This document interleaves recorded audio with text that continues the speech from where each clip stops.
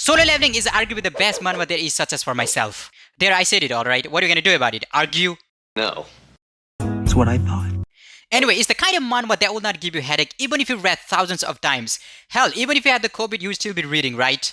So what is it that makes it top-notch and a must-read by any manhwa fanatic? Is it the plot, actions, amazing artwork, or characters? Well, there are similar manhwas such as Tower of God, The Horizon, Bastard, The Breaker, Windbreaker, and so much more.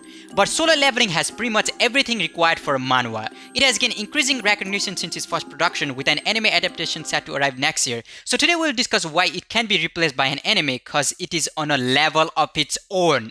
Well, first of all, it's not like Solo Leveling has an amazing plot, alright, because it's typical in any Korean manhwa. A setting that takes place inside a fantasy world where dungeons and monsters appear from different dimensions, awakening people known as hunters with magical powers to fend for themselves. Now, what makes Solo Leveling plot so unique is really the execution that took the story to a whole new level. What I mean by that is that the story develops into a new one, progressing from the previous one. It basically has two main plots. I call it the Mortal and Celestial arc. One where the story revolves around Sun Jin-woo, within which there are 19 story arcs, I think. I'm not entirely sure. It covers everything besides the monarchs, from Sun Jin-woo being the weakest in the world, leveling through the system, creating his own guild, and everything in between. And there's one thing in particular which suggested of being under the plot, which is the system itself. I mean, it's pretty understandable that anyone with normal brain capacity would be a little bit more curious and suspicious if only you have a system that makes you more and more powerful. And I think this theme throughout the whole manhwa was thrilling and suspenseful and made readers on edge, because we as readers were curious as well, and also because Solo Leveling is pretty much the only manhwa that provides an explanation behind it. When you see manhwa similar to Solo Leveling such as Second Life Ranker, Tower of God, Kill the Hero, and as well as Omniscient Reader's Viewpoint, although it's still waiting for an explanation behind the 3 ways to survive the apocalypse. So all these manhwas have one thing in common, and that is either the plot starts with an explanation or does not explain at all. Let me be more clear by what I mean.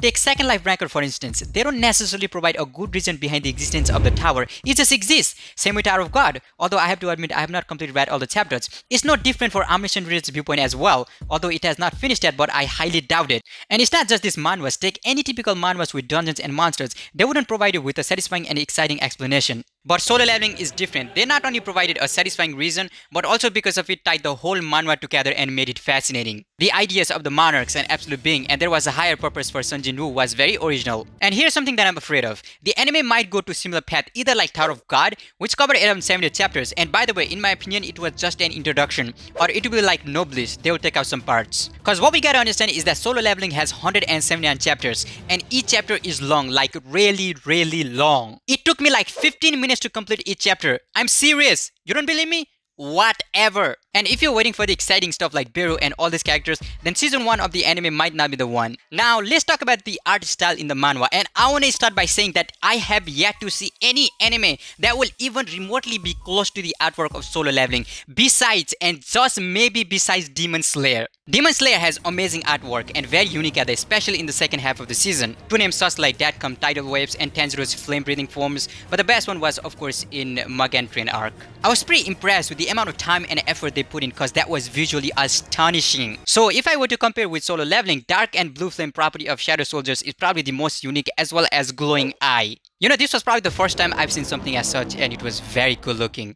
When it comes to action scenes in Solo Leveling, which exists mainly to portray the sheer power of the protagonist and his abilities, they are not only epic, but the artwork also excels at making the characters move around like in anime or in movies. It has some of the best legendary epic action scenes such as Jeju Island arc, Red Gate, and Dual Dungeon. My favorite one is of course when everyone bows to Sun Jin-woo, but hey, it's just me. Unlike other manhwas, Solo Leveling not only have some of the best actions with very impressive art style, but also the detailing context is out of the world. And because of it, the story itself comes to life in full color. When I first started reading Solo Leveling, I spent like more than 5 hours a day, and it was mainly because of the art and the flow. Each chapter gives you a little bit more of the story, of the world, building up to the climax. Each chapter is not wasted showing us character growth, relationships, and world building. Now let's talk about the problem with webtoon adaptation.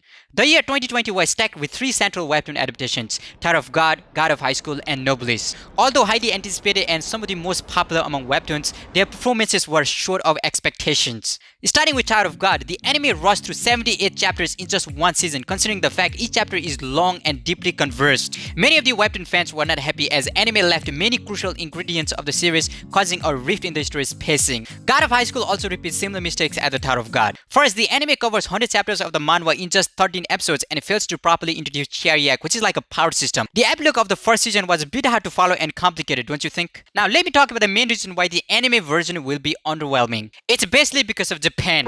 Japan is the culprit. Anime studios such as MAPPA, Production IG, INC, and Telecom Animation Film, they mostly create Japanese animes. It's not surprising that these Japanese studios do not fancy webtoon adaptations. Why? Well, it's a whole different culture and way of life, and webtoons are different in content and style of its own. And one of the things that anime promotes is the culture. Two things I would like to mention before I leave. I don't want solo leveling characters to look like this. And of course, I'm not saying that you shouldn't watch the anime, but what I'm saying is that don't have too much expectations so that when it comes out, you wouldn't be like, yeah!